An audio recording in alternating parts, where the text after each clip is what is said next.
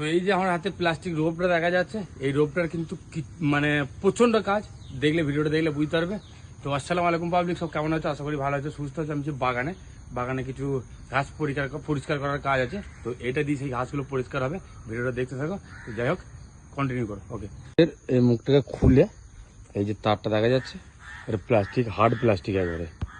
তো প্লাস্টিকের দু মুখ করে সমান মুখে করে এই যে এইভাবে ছোটো বড়ো লাগিয়ে নিতে হবে। ছোটো বড়ো করতে হবে নাকি?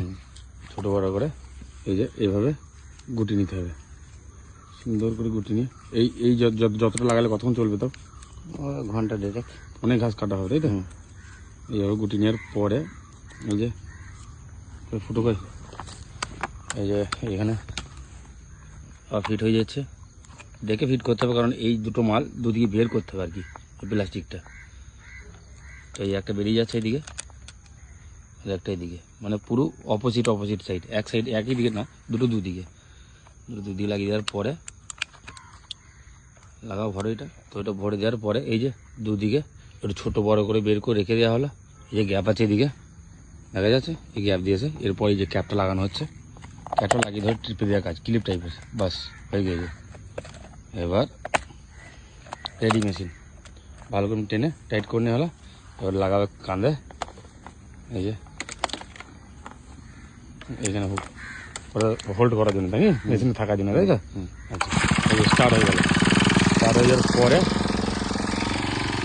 হেলমেট লাগাইতে হবে আর কি। এই তো ভালোভাবে বেশ সেফটি বেল্ট টেল আছে, কোনো ভারী নাই, বেশি ভারী নেই তো মেশিনটা।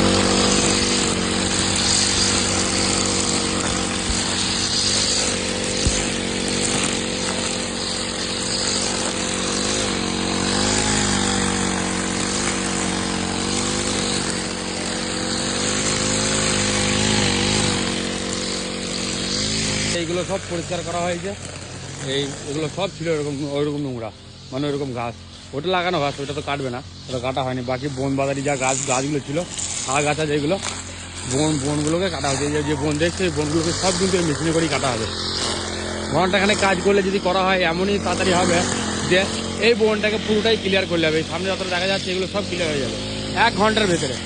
এই স্পিডটা দেখো, ওটা মাটি বেরিয়ে যাচ্ছে।